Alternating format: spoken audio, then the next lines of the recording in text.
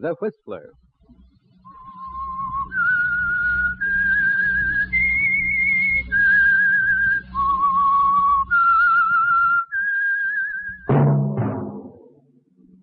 That whistle is your signal for the signal oil program, The Whistler.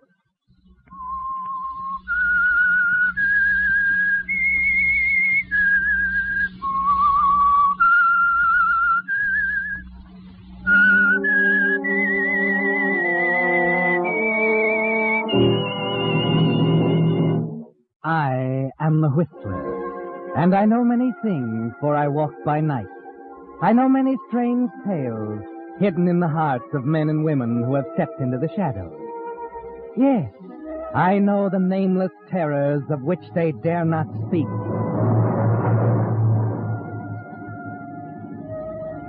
Yes, friends, it's time for the signal oil program, The Whistler.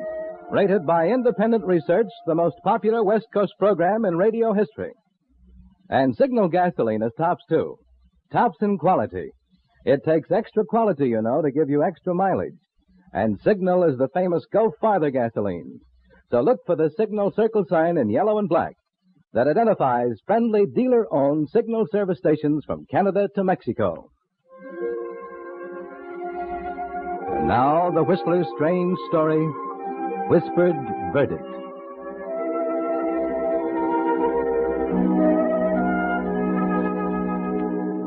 She sat at the big, shiny table, nervous, fighting a closed-in feeling that made it hard for her to breathe, sensing always the hundreds of eyes boring into the back of her head, the low, suspicious whispering from the townsfolk in the spectators' gallery. And she knew that this time she couldn't shrug it off, that the chips were down, and she, Edith Glenby, was on trial for her life.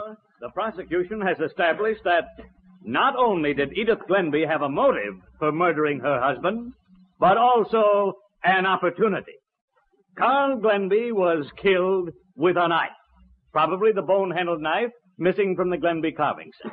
We are unable to produce that knife for the excellent reason that the murderer realized its importance and took especial pains to get rid of it. But the fact remains that Carl Glenby was killed with a knife.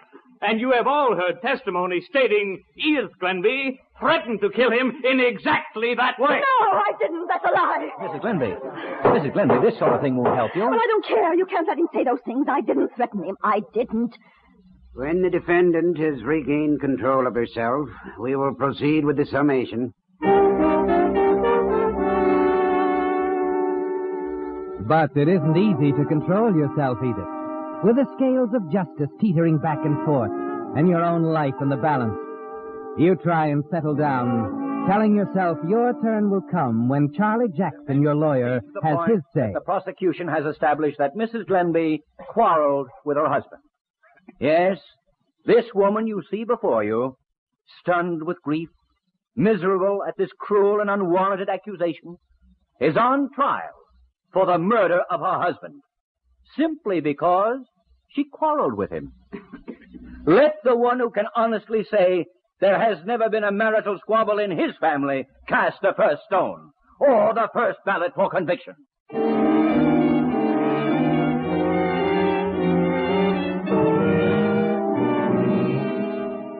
You were smart to retain Charlie Jackson, weren't you, Edith? His young, honest face, his candid eyes, the sincere delivery that's so important now as he sums up to the jury. And you were shrewd with Charlie, Edith, about that last quarrel. He knows just what he ought to know, nothing more.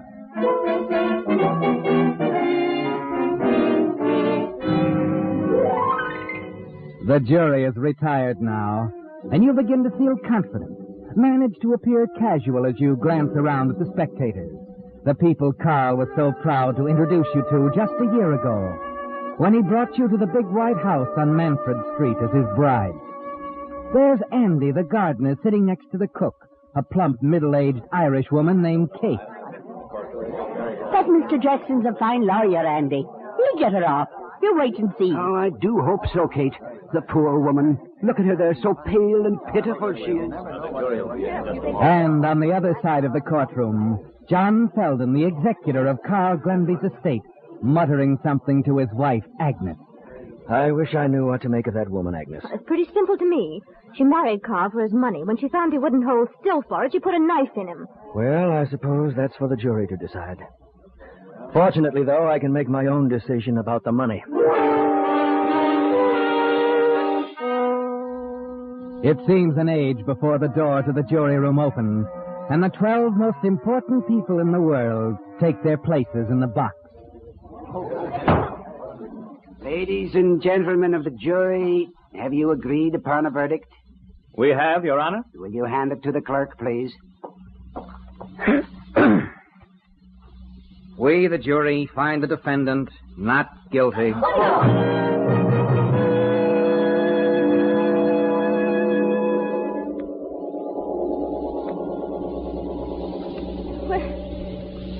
Where am I? In the judge's chambers, Mrs. Glenby. You collapsed when the verdict was announced. Oh, Charlie. They acquitted me. You did it. I'm safe. I never had a moment's doubt you would be. It's really over.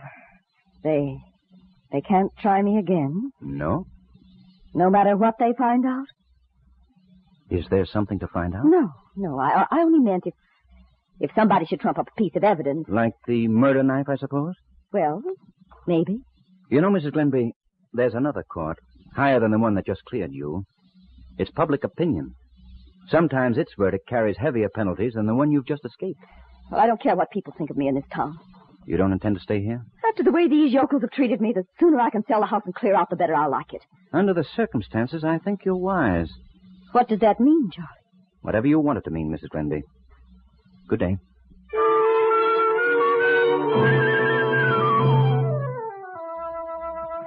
Well, Edith, you can tell from the set look on Charlie Jackson's face that now, for the first time since you came to him, he suspects the truth, that the woman he defended so ably was guilty. But it doesn't bother you now, does it? The things that really count are the real reasons you murdered your husband. The big white house, the fortune and gilt-edged securities, the insurance policies. And you know now that everything will depend on John Selden, Carl's executor. You're a widow now, Edith. A wealthy widow. The next evening when you arrive at John Selden's home, you're hoping he will understand that fact. Hello, Agnes. Good evening. Is your husband in? I'd like to talk to him about Carl's estate. Sit down, won't you? Thanks. John, Mrs. Glenby is here. Be there in a minute. Oh, thank you, Agnes. I'm sorry I didn't get a chance to speak to you after the trial. Don't apologize. I'm rather glad you didn't. Why, Agnes, what do you I'm mean? sorry. You may as well know how I feel. What do you mean? Well, Edith, I've lost a great deal of faith in the court. Agnes, you can't possibly think I was guilty. Not after the It jury... isn't only what I think. It's what everybody thinks. It's all over town, Edith. If your innocence had been clearly established, so many people wouldn't feel that... Good evening. I only dropped in for a moment, John, to see how soon you could arrange for the sale of the house. You're very prompt. Apparently, you've lost confidence in the jury system, too. Perhaps. However, as executor of Carl's estate, I'm forced to treat your late husband's affairs as a matter of sound business, Mrs. Glenby. I'm aware of that. Good. Then you're also aware that all of his property, all of it, including the house, has been left in trust for you. A trust not likely to be dissipated. That's for me to decide. As his beneficiary... I haven't finished. As you know, Carl and I had been friends for a great many years. At the time of your marriage, he drew up a trust agreement, which leaves the administration of his estate entirely up to my discretion. I intend to carry out his instructions to the letter. But where does that leave me? I've simply got to have... There will be a stated amount coming to you on the first of every month. Ample for your needs here. You still think I killed him? I didn't say that. The man who killed my husband is still at large somewhere, John. He'll be caught sooner or later, and you'll be very sorry for what you've said. When that happens, you'll find me very ready to apologize, Mrs. Glenby. To put it bluntly, then, I don't get the money until you're... Until I'm completely convinced of your innocence. Exactly. Very well, John. I guess the next move is up to me.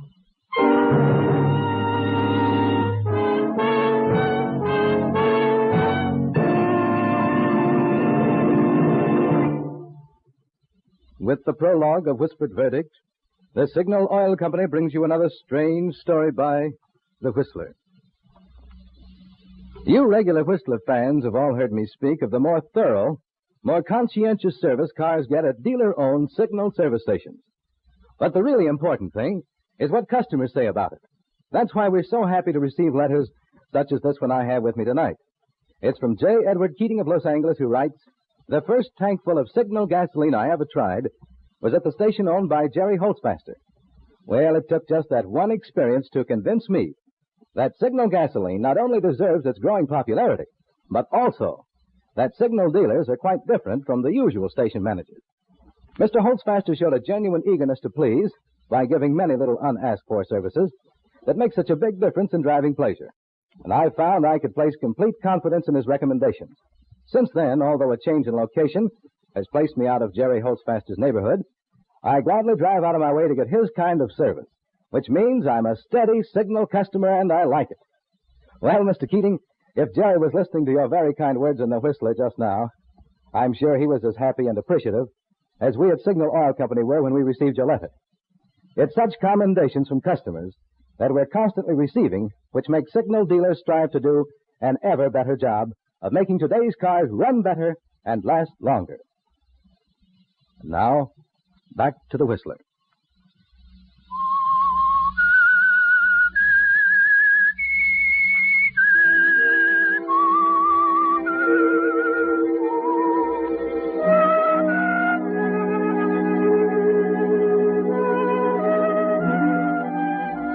Well, Edith, it's taken a strange turn, hasn't it? You were so sure that the one thing that stood between you and the thing you killed for was the verdict of the jury. But there's another verdict. A whispered one voiced in the stores, in the churches, wherever the townspeople congregate. And you know until you're acquitted in the mind of your husband's executor, John Selden, your legacy is out of reach. So it's up to you, Edith. The next move is yours. It's several days later when you finally arrive at the answer.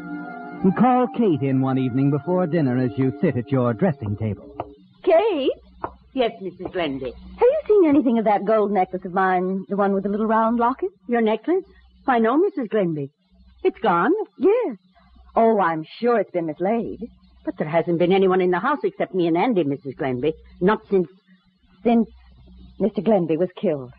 Or perhaps not. But there was someone here that night. I didn't know anything was missing since the trouble. That is, except Mr. Glenby's wallet.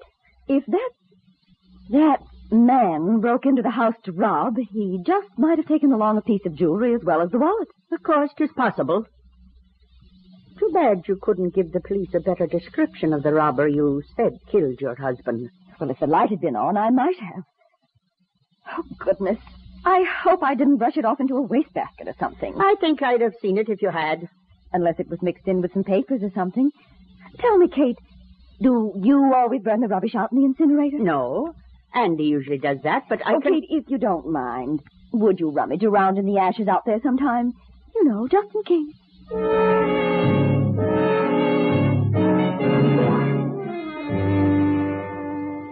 It started, isn't it, Edith? Your move to divert their suspicion. Yes.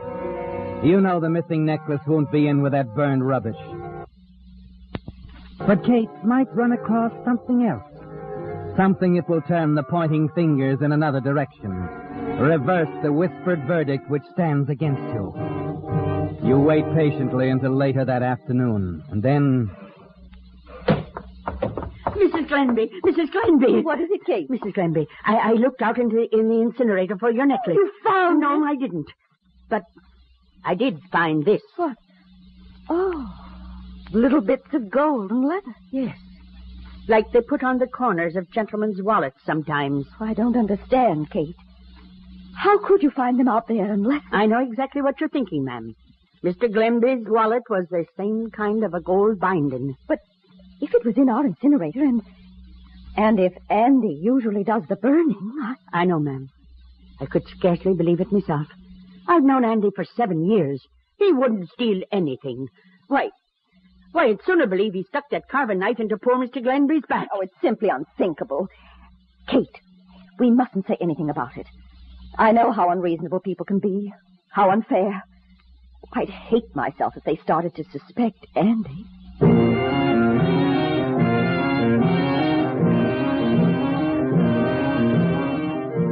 You're trembling with excitement now because your plan is working.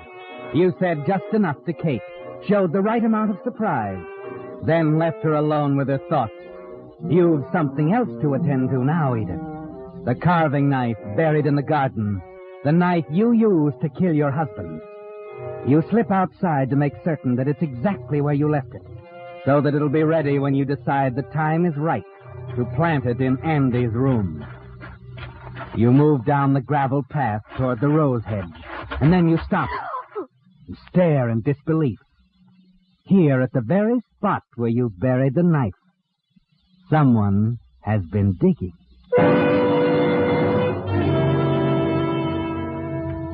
Oh, Mrs. Glenby. Oh, Andy. Oh, you gave me such a start. I guess you surprised me, too, ma'am. Not used to seeing you here out in the garden. Oh, Mr. Glenby thought so much of these tea roses. Goodness, who's been digging around them so? Oh, Goldie, I expect. That collie sometimes forgets where he's buried some old chunk of bone, so he goes hunting for it. Oh, but Andy, he shouldn't be rooting up Carl's favorite roses. I simply won't permit it. Well, I do the best I can to keep him out of them, Well, ma'am. you'll have to do more than that, I'm afraid. Why, it's a sacrilege. Andy, I'm afraid you'll just have to get rid of Goldie. Oh, now, ma'am. Mr. Glenby was fond of the dog. Well, I don't care, Andy. But I don't expect you to put the animal out of the way yourself. You can take him to the veterinary. Have it done. Oh, I wish you wouldn't ask that, ma'am. I'm almighty fond of that collie myself, and I know Mr. Glenby wouldn't like it. You'll do as I say, Andy. My mind's made up. Here's some money for the vet. Oh, but, ma'am, $50? Ma'am, it won't cost $50, even Well, if... you can have it changed at the bank. It's all I have with me now. And I want this done right away, Andy. This instant. I won't have any more digging up of these roses. Understand?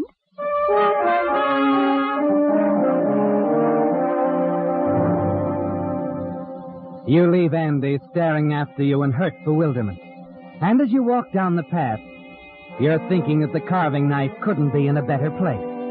It was only the dog that did the digging, and he didn't dig deep.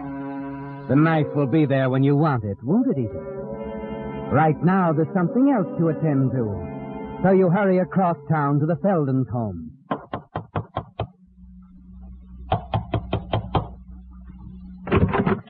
Oh, Mrs. Glenby. Agnes, I must talk to you. I need advice. I believe my husband has paid a salary to give Look at this, Agnes. gold and bits of burnt leather. I don't understand. But they're the corners off Carl's wallet. The one he had when that robber killed him. Kate just found it in the ashes of our incinerator. Your incinerator? Who could have burned it there? Well, Kate blurted out that it must have been Andy. Of course, he's the only one on the place besides Kate and me, but I simply cannot believe burnt it. wallet. Yes. If it had been Andy, that would account for nobody seeing any strangers near your house that night. It would, yes. But Andy said he wasn't around either. Well, we haven't any proof, except these burned bits of leather. Still, I'm so distressed about it, Agnes. I wish I knew what to do.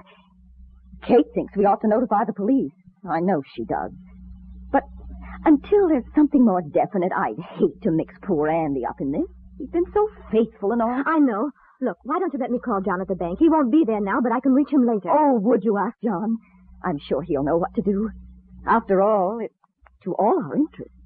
Oh, yes. Yes, it is. Oh, Edith, I don't quite know how to say it, but perhaps John and I have been rather hasty in our judgment, but you see... Of course, dear, it doesn't matter. All that's important now is that we straighten this thing out. I'll be waiting for your call, Agnes. At home.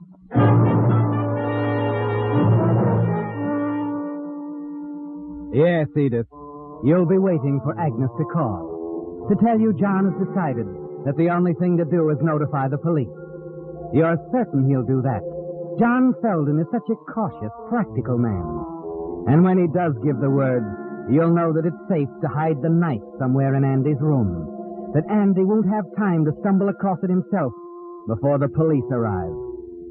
It's late when you return home, but Kate tells you no one has telephoned. She also tells you something else. Faith, and I'm glad you're home, ma'am. Seems like things are always coming up when folks are away. Well, what is it, Kate? The plumbers, ma'am. They were here while you was over to the Feldon. Plumbers? What for, Kate? I didn't send... Andy sent for 'em. Pipes in the garage are all clogged up. Well, he didn't say anything to me about it. Expect he had something else on his mind.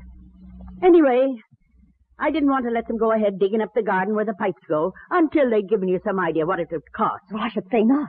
I don't want people all over the place digging everything up. Well, that's just what I just said to him, ma'am, but you see they... Oh, we'll talk about it later, Kate. Yes, ma'am. I think that's Mrs. Feldon calling. Hello? Edith, I just talked to John. He's working late at the bank Oh, tonight. what does he think we should do? Well, he insists on calling the police right away. He wants them to make a search of Andy's things. Oh, Agnes, I hate to let them do that. They mustn't. I'd feel simply terrible But if you won't have a single thing to do with it, Edith. John is sending the officers entirely on his own responsibility because... Yes? Well, Andy came into the bank this afternoon with a very hangdog expression and asked to have a $50 bill changed. A $50 bill? That's a lot of money for Andy to be carrying. And John wondered if Carl had any 50s in his wallet that night, Agnes. Would you remember? No, I wouldn't. He carried large amounts of cash from time to time, but Don't you fret about it. The police will find out. Oh, Agnes, can't we at least wait until Andy comes home? It doesn't seem right going into his room. Well, if they don't find anything, he may not even have to know, Edith. Now, you leave it all up to John. He knows the district attorney personally. Oh, I feel terrible about it, Agnes. I don't want to be here if they arrest him. If you don't mind, I'd like to come over and be with you. Come right ahead, Edith. I understand. I'll leave right away. Yes, Edith, you'll leave right away. That is, after you take care of one more detail. The trap is all set for Andy, but now it must be baited. That part will be simple, won't it, Edith? All you have to do is get the knife from the spot where you buried it near the rose hedge and hide it in Andy's room. John Feldon and the district attorney will do the rest. They'll fit the parts together.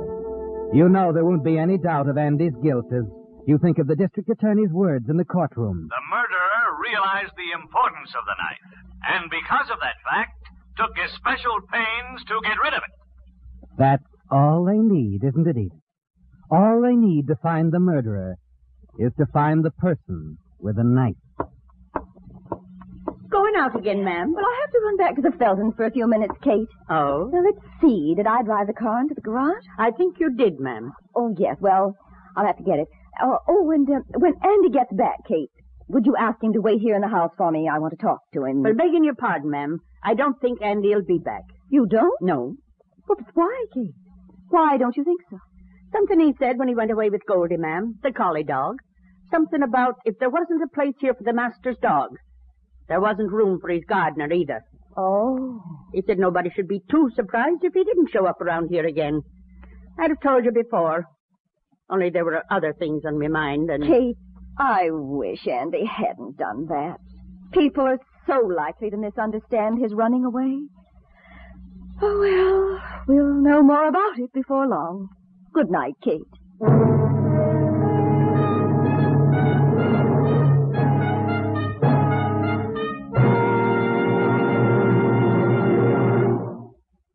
The Whistler will return in just a moment with the strange ending to tonight's story. Meantime, a word to you drivers who want to be sure you're getting the tops in quality when you buy gasoline. Just consider the facts.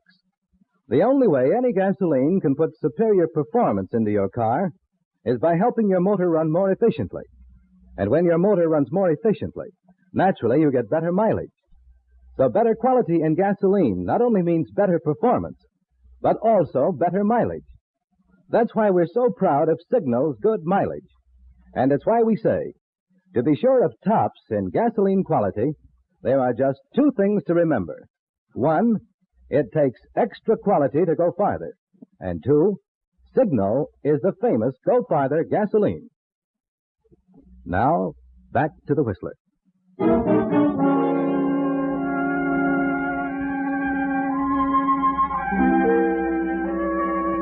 So there were two verdicts in the case of the state versus Edith Glenby, weren't there, Edith? The juries and the public. And you're sure now that in a matter of hours, the suspicious whisperings around town will become apologies, with John Feldon the most humble of all. Yes, Edith. Once the all-important knife is found in Andy's room over the garage, it'll be all over. You leave Kate in the house, start back for the garage, by way of the rose hedge, of course. And you're wondering, Edith, if your timing is right, hoping John Selden is on his way.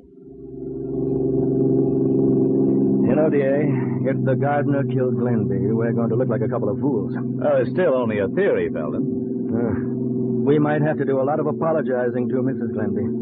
Yes, I admit I could have been more careful with that gardener. But if it develops that an apology is in order, I certainly be the first one to do it, and in public.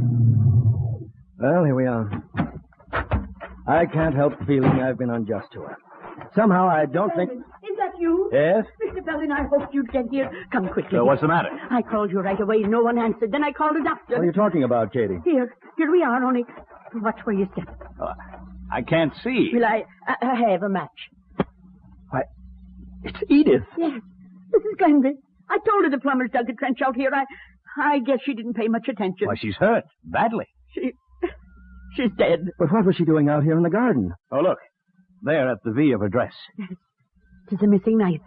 The knife from our carving set.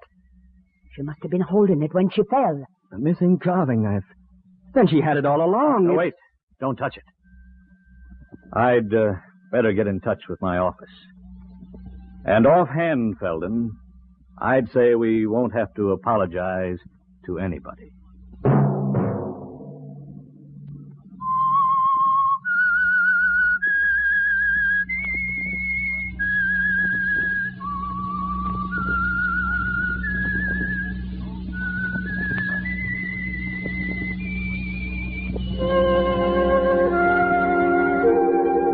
Let that whistle be your signal. For the Signal Oil program, The Whistler, each Wednesday at the same time, brought to you by the Signal Oil Company, marketers of Signal gasoline and motor oil and fine quality automotive accessories. Signal has asked me to remind you, to get the most driving pleasure, drive at sensible speeds, be courteous, and obey traffic regulations. It may save a life, possibly your own.